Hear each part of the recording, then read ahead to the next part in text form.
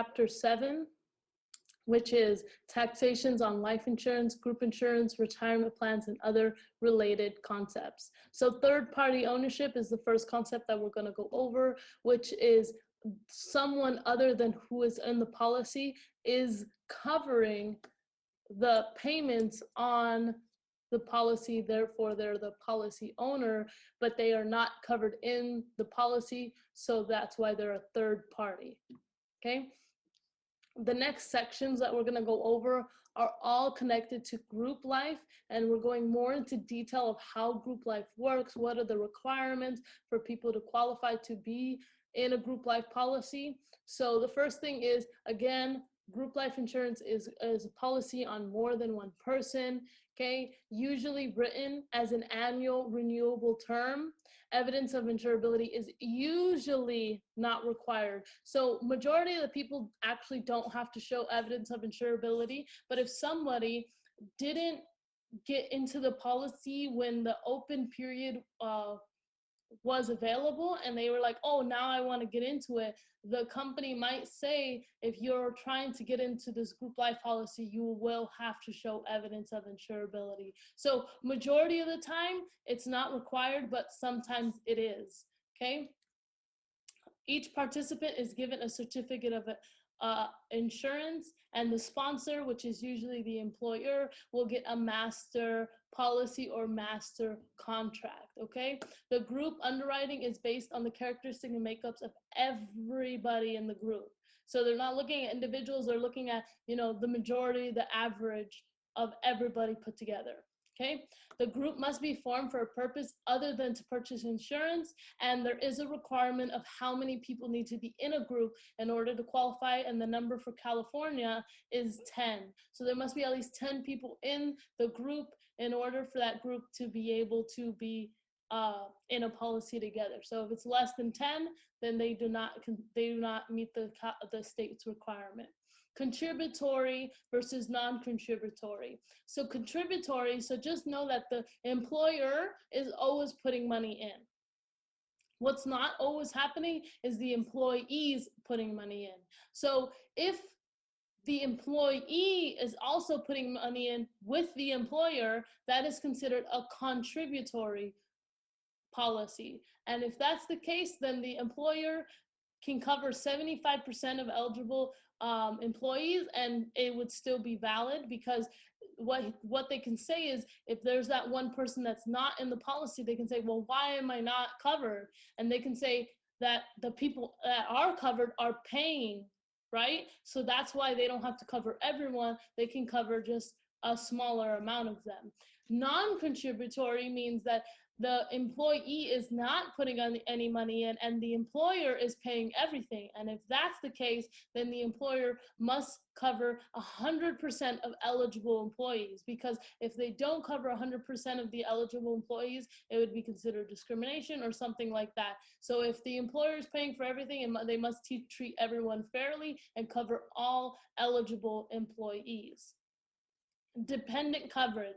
Dependent is most likely a child or someone that's younger that depends on your income. And if it's a dependent coverage, that means that dependence coverage cannot exceed yours. It cannot go over your coverage. So if you're covered for, let's say, 50 grand, theirs cannot be 75 grand.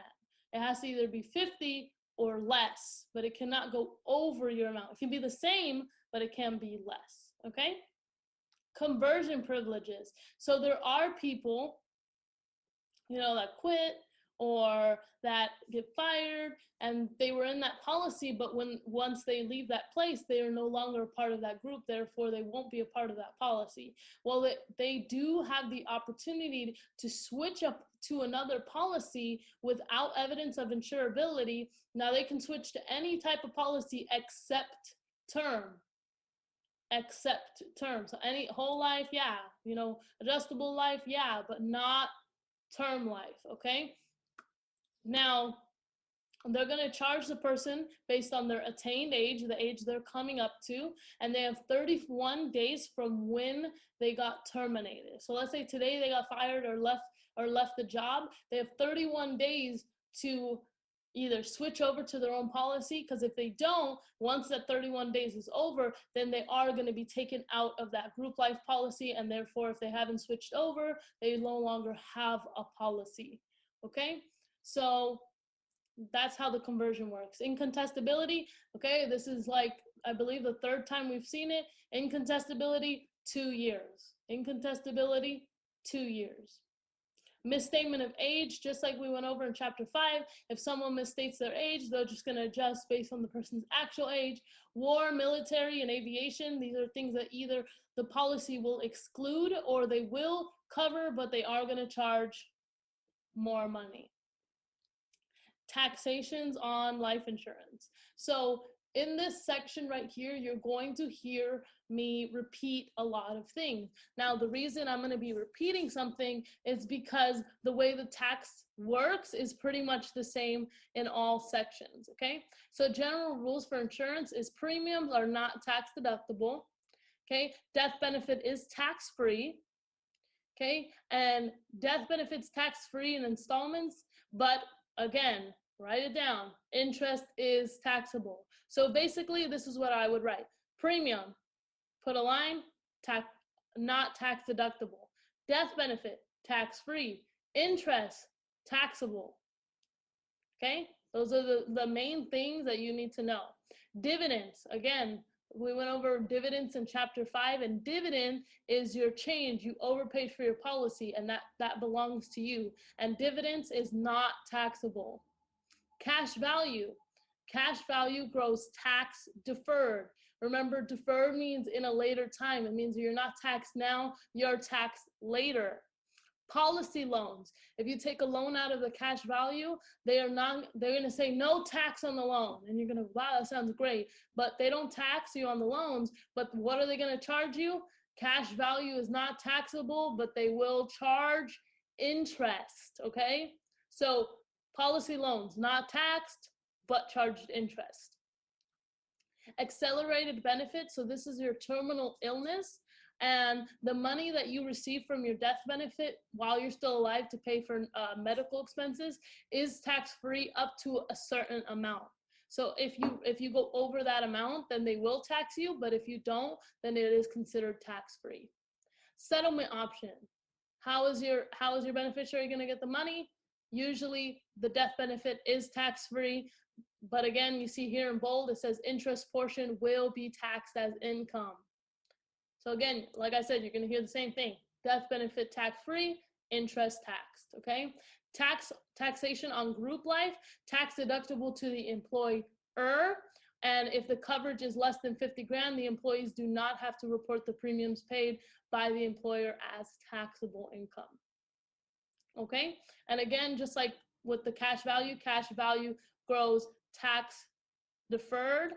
Policy loans are not taxable but charge interest, and death benefit is tax free.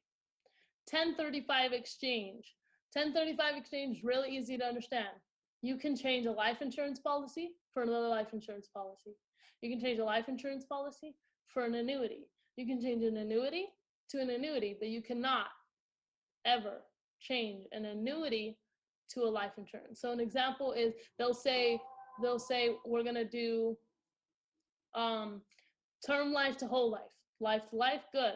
We're gonna do term life to fixed annuity, life to annuity, good. Fixed annuity to variable annuity, that's fine.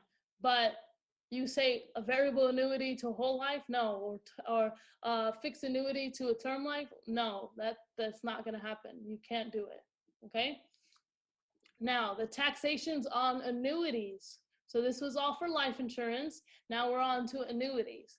So during accumulation, when you're putting money for your money to grow, okay, you're actually taxed deferred. You're not going to be taxed right then and there. You're going to be taxed later. Okay, withdraw. So when you start taking money out, that's when you're going to be taxed. You're going to be taxed in a last in, first out basis. So you're going to be taxed on the last thing you put in and the first thing you take out.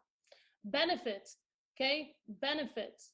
Just like with life insurance, the principal, the original amount is not taxable, but interest earned is taxable, okay? premature distributions and penalty tax. So if you were to use an annuity for retirement and that was its purpose, then you cannot take the money out before 59 and a half. Because if it's for retirement, you got to use it for retirement. So if you try to take the money out before 59 and a half, the penalty that they give you is 10%. 59 and a half, 10%. Okay? Corporation owned annuities. So a corporation does an annual report. So they are not, growth is not tax deferred, and they are going to be taxed on an annual basis. So when they do that annual report, at that time, that's when they'll be taxed. Okay? Modified endowment contract, or another way that you'll see it on your test is the MEC. Basically, what I want you to do is connect MEC to the 7-paid test.